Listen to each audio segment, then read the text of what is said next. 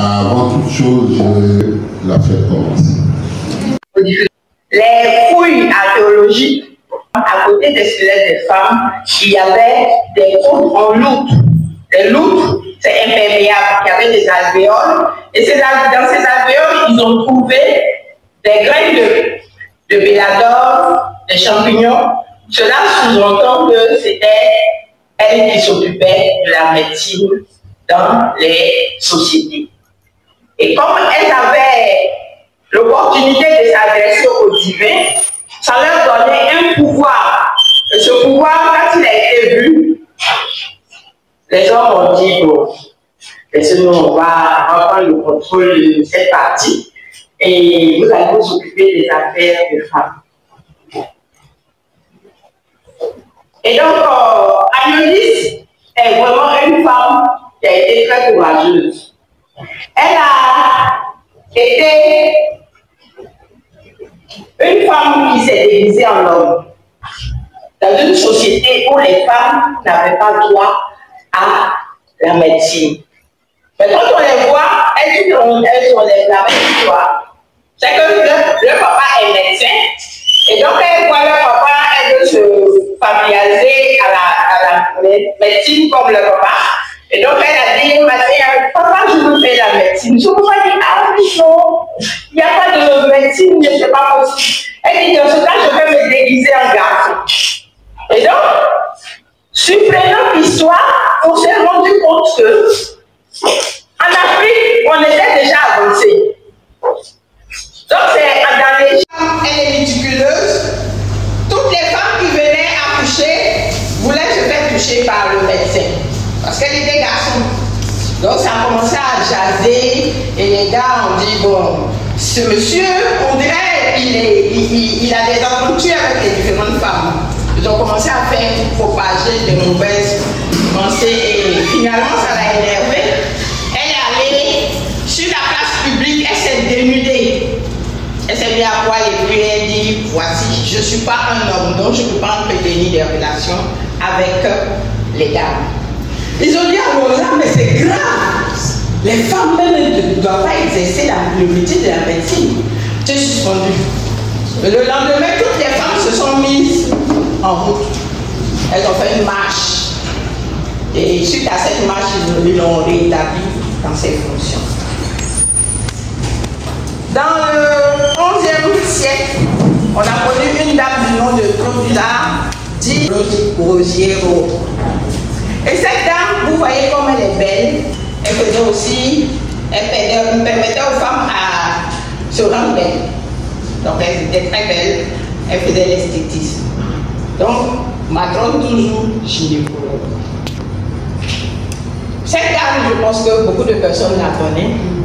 Rosaline Franklin, 1920 et 1958. Elle a eu 38 ans seulement. Elle a eu 2 prix Nobel parce qu'elle était chimiste.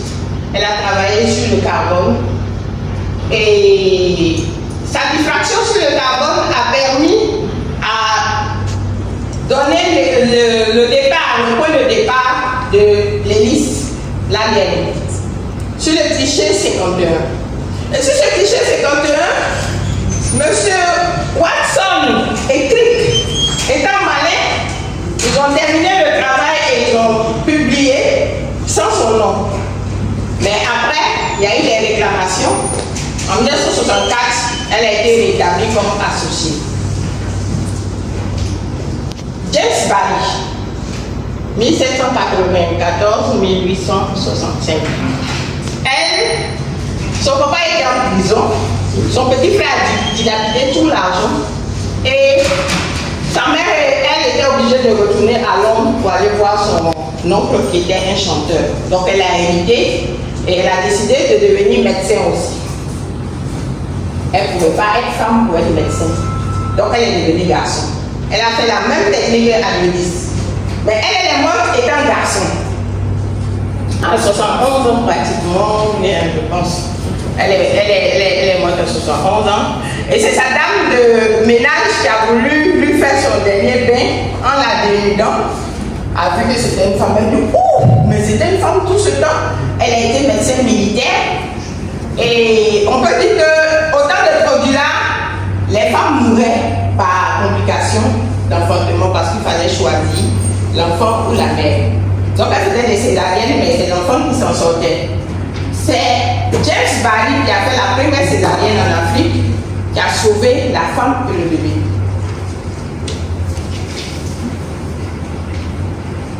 Et donc, nous sommes africains, nous avons la même, on peut dire que nous sommes les hommes, on partage la même humanité.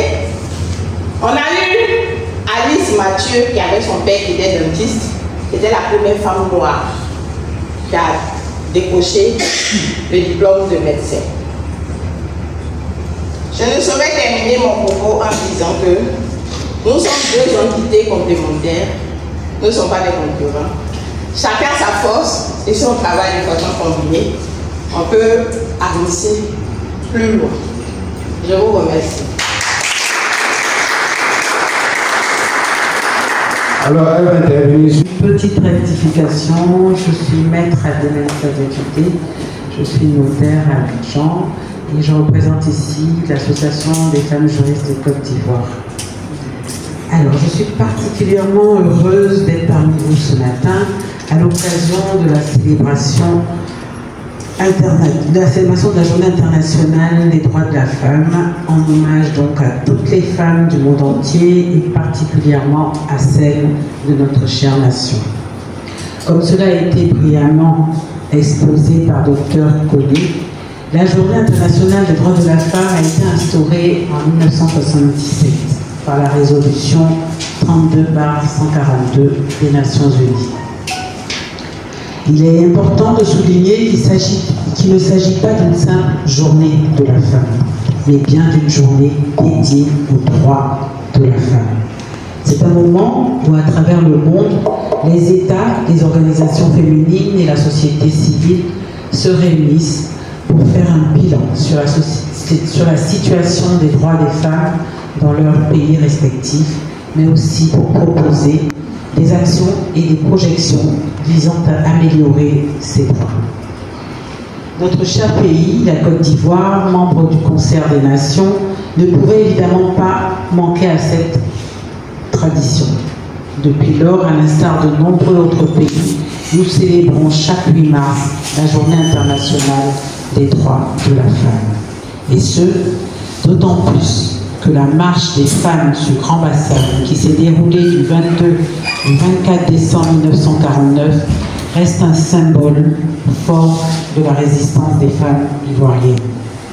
Ce mouvement, initié par des femmes d'Abidjan qui se sont rendues à Grand Bassam pour demander la libération des responsables politiques emprisonnés par les autorités coloniales d'antan, incarne la capacité de lutte et de solidarité des femmes ivoiriennes. À ce stade de mon propos, je vous invite solennellement à vous lever pour observer une minute de silence en hommage de ces braves femmes, pour me citer quelques-unes: Léonie Ricardo, Marie Corée, Marie-Georgette Moquet et particulièrement Anne-Marie Ragy, l'une des figures emblématiques de ce combat dont je suis l'une des nombreuses petites filles. Je vous remercie pour votre attention. Mon intervention ce matin se concentrera sur le thème « Les droits de la femme en Côte d'Ivoire, entre avancées et défis ». Les années passées ont permis de mesurer les progrès réalisés en matière de droits des femmes, particulièrement sur le plan juridique, social et économique. L'adoption de nouvelles lois pour l'égalité, l'amélioration de l'accès à l'éducation et l'autonomisation économique des femmes sont autant de jalons qui témoignent d'une volonté sincère de transformation positive. Cependant, malgré ces avancées, il est incontestable que de nombreux défis demeurent. Des inégalités persistantes dans l'accès aux opportunités, une sous-représentation des femmes dans la sphère politique et économique, ainsi que les violences basées sur le genre qui continuent malheureusement à freiner la réalisation d'une véritable égalité. Aujourd'hui, notre objectif sera d'analyser ces avancées, de se questionner sur les obstacles qui subsistent et d'explorer l'ensemble des solutions concrètes pour garantir un avenir où chaque femme ivoirienne pourra pleinement exercer ses droits.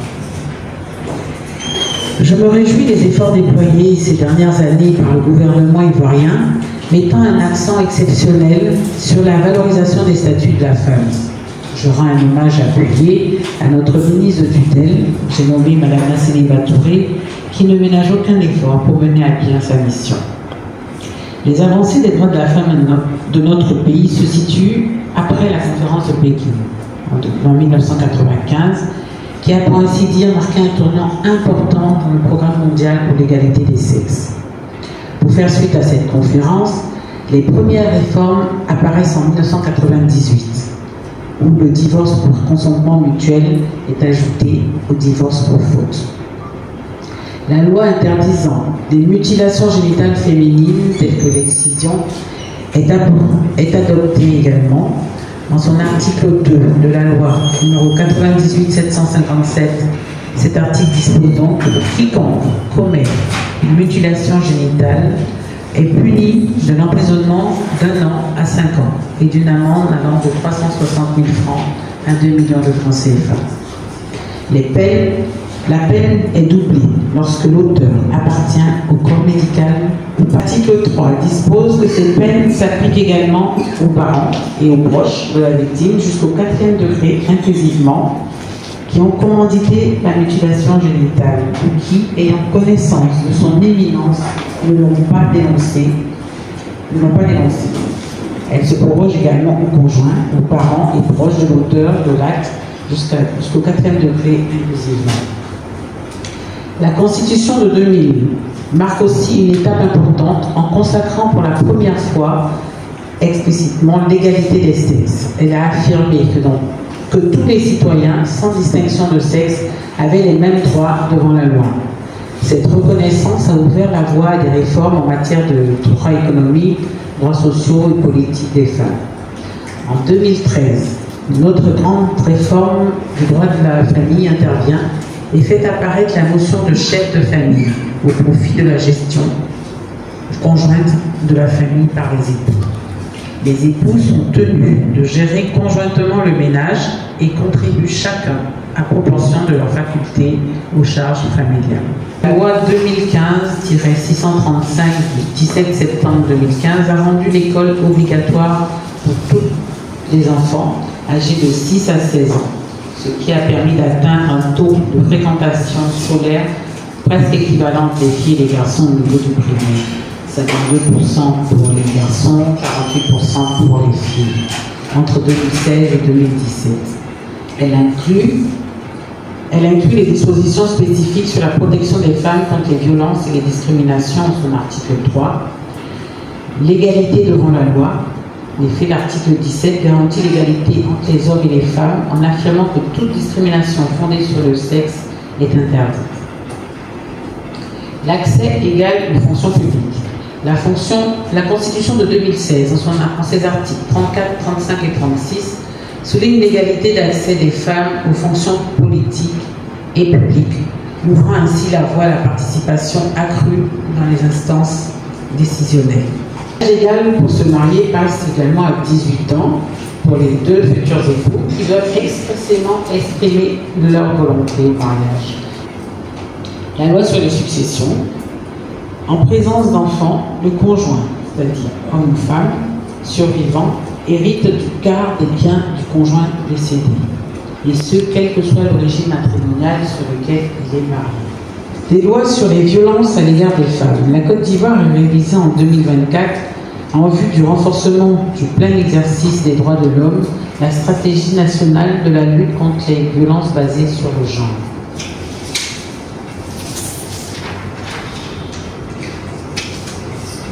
Le Code pénal a renforcé ses dispositions relatives à la protection des femmes contre toute forme de violence physique, psychologique ou morale, ainsi que contre toute forme d'exploitation physique ou sexuelle. Le viol est quant à lui défini par la loi, qui prévoit une peine d'emprisonnement de 5 à 20 ans. Cette peine peut aller jusqu'à l'emprisonnement à vie lorsque le viol a entraîné une mutilation ou une infirmité permanente ou la mort de la victime. Le viol conjugal est introduit à l'article 403 alinéa 3 du Code pénal, lorsqu'il est prouvé que l'épouse n'a pas donné son consentement à l'acte sexuel. La loi 2021-894 du 21 décembre 2021 relative aux mesures de protection des victimes de violences domestiques, de viols et de violences sexuelles autres que domestiques permet à un conjoint, marié légalement ou non, ce qui fait la reconnaissance implicite du concubinage, qui subit des violences ou en cas de cohabitation jugée dangereuse, d'obtenir l'autorisation du juge de quitter le foyer conjugal et de bénéficier d'une protection judiciaire. En matière de droit du travail,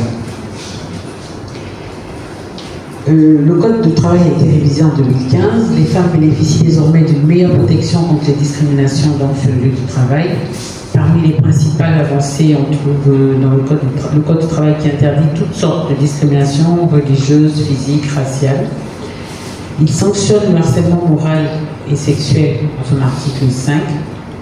Il est également bon de savoir que le harcèlement moral et sexuel, que constitue un harcèlement moral et sexuel, les comportements abusifs, les menaces, les attaques, les paroles, les intimidations, les écrits, les attitudes, les agissements répétés à l'encontre d'un salarié ayant pour objet ou pour effet la dégradation de ses conditions de travail et qui, comme tels, sont susceptibles de porter atteinte à ses droits, à sa dignité, d'altérer sa santé physique ou mentale ou de compromettre son avenir professionnel ou ayant une connotation sexuelle dont le but est d'obtenir des faveurs de nature sexuelle à son profit ou au profit de tiers.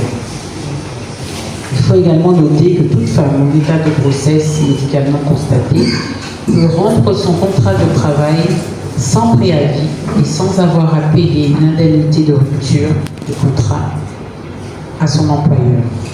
Par ailleurs, il n'est pas possible pour un employeur de licencier une femme enceinte. En matière politique, la loi numéro 2019-870 du 14 octobre 2019 relative à la représentation de la femme dans les assemblées élues prescrit un quota minimum de 30% de femmes sur la liste des partis et groupements politiques lors des élections législatives, sénatoriales, régionales et municipales.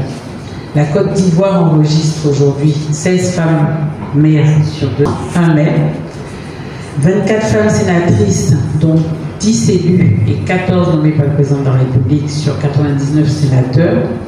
Elle enregistre aussi 32 femmes députées sur 250, 2 représentantes de conseils régionaux et 6 femmes ministres pour un gouvernement de 33 postes. On est donc loin du quota des 30%, mais nous restons confiantes qu'aux échéances prochaines, ce pourcentage puisse être atteint. Ces mesures législatives sont accompagnées de campagnes de sensibilisation relayées par les médias et d'autres activités promotionnelles pour l'implication des femmes dans les affaires publiques et politiques. Alors, malgré les progrès réalisés, force est de constater que plusieurs défis persistent. Le manque d'autonomie sociale, financière et économique des femmes, ainsi que leur faible taux d'alphabétisation. Les pratiques traditionnelles, nos coutumes, notamment en matière d'héritage, de mariage précoce et de mutilation génitale féminine, restent encore un obstacle majeur à l'égalité des droits des femmes, surtout dans les zones rurales. La participation politique limitée, bien que la loi de 2019 sur la parité soit un progrès, la représentation des femmes dans les instances décisionnelles reste faible. Les femmes victimes de violences ou de discrimination font souvent face à des obstacles socioculturels dans l'accès à la justice en raison de leur stigmatisation, notamment en matière de violence, du manque de soutien juridique et des coûts malheureusement élevés des procédures judiciaires. Au niveau de la législation, le constat sur le terrain, c'est que la loi n'est pas toujours adaptée à nos réalités et surtout à nos mentalités, notamment en matière de droit de la famille, où le mariage traditionnel est plus important que le mariage civil, alors qu'il n'en donne aucun droit. C'est vraiment dommage. Le nombre de divorces augmente. La Côte d'Ivoire ne s'est toujours pas dotée également d'une loi sur la santé sexuelle et la santé reproductive. Toute chose qui concourt à une lente amélioration des conditions des droits de la femme. Les propositions et solutions. Il va s'agir aujourd'hui de renforcer les sanctions à l'encontre des responsables de mutilation génitale féminine, tout en valorisant le rôle des associations œuvrant dans ce domaine. Il est essentiel d'intégrer ces associations dans toutes les démarches de sensibilisation et de prévention afin de maximiser l'impact des actions menées. Il va aussi s'agir d'éduquer, de sensibiliser les populations rurales ainsi que les autorités locales, notamment les collectivités territoriales, en multipliant les programmes de formation et d'information. Ces actions permettront de lutter efficacement contre les pratiques néfastes et de promouvoir un changement durable des mentalités à tous les niveaux. Il va falloir également appeler les partis politiques à accorder une plus grande confiance aux femmes politiques en les plaçant à des postes de leadership, en particulier en les désignant comme têtes de liste. En effet, seulement 10% des têtes de liste féminines ont été observées lors des élections municipales et 5% lors des élections régionales. C'est encore très peu. Il est grand temps que les décideurs politiques leur confient davantage de responsabilités, car actuellement, seulement 6 femmes occupent le poste de ministre sur les 33. Je voudrais également attirer l'attention de tous les acteurs politiques sur les violences, tant verbales que physiques, ainsi que sur les intimidations et les dénis de ressources dont sont victimes de nombreuses candidates.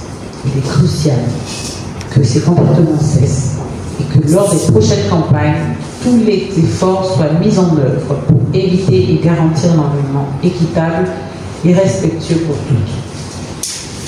Il est essentiel aussi de soutenir les organisations de la société civile, les ONG, les associations féministes qui jouent un rôle dans l'évolution des droits des femmes en Côte d'Ivoire. Ces organisations mènent des campagnes de sensibilisation. Elles offrent une aide juridique et psychologique aux femmes victimes de violences et exercent une pression sur le gouvernement afin d'obtenir de nouvelles réformes. Et pour cela, ma présence ici le prouve. L'Association des femmes juristes se bat pour les femmes. Lors de mes recherches, j'ai eu le plaisir de découvrir l'association He4She, lancée en septembre 2014 par UNIFEM. Cette initiative vise à encourager les hommes à participer activement à la lutte pour l'égalité des droits des femmes, soulignant ainsi que l'égalité des sexes est une responsabilité partagée. Conclusion, l'évolution des droits des femmes en Côte d'Ivoire est encourageante, mais elle nécessite un engagement politique plus fort et des efforts soutenus de la part de la société civile.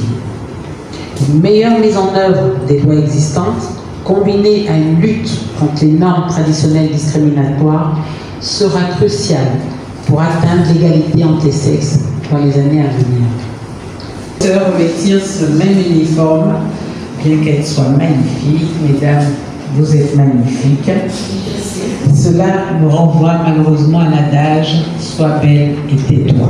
Ce que nous attendons aujourd'hui, c'est bien plus que cela. Nous voulons plus de respect, de véritables opportunités, la reconnaissance de nos efforts et un soutien réel pour notre épanouissement personnel. Il est essentiel de prendre en charge notre santé physique et mentale afin de nous permettre de mieux prendre soin de nos familles à long terme. En résumé, bien que la Côte d'Ivoire ait fait des progrès significatifs en matière de droits des femmes, de nombreux défis socioculturels et économiques persistent. L'avenir de cette évolution dépendra d'une volonté politique renforcée et d'une sensibilisation plus large à l'échelle nationale. Je vous remercie. Monsieur le DG, l'honneur a été pour nous les femmes de CEDRES, de la qualité de votre accompagnement. Aujourd'hui, je vois que le fait d'avoir une éducation permet de faire la part des choses entre les problèmes d'ego, j'ai pas dit égalité, et les problèmes réels de notre humanité partagée. Je vais terminer mon propos par cette citation qui dit: la femme donne vie, mais c'est le père qui apprend à l'enfant comment la vivre. Nous sommes complémentaires. Donc, déposons les âmes et travaillons ensemble pour le développement. Sur ce mot, à la permission du parrain. Non, ce n'est pas le père seulement qui est dit, c'est la femme et le père. C'est la mère et le père. Non, c'est le papa qui donne courage. Mon père aimait mon père à moi. Vous connaissez Maurice Carré?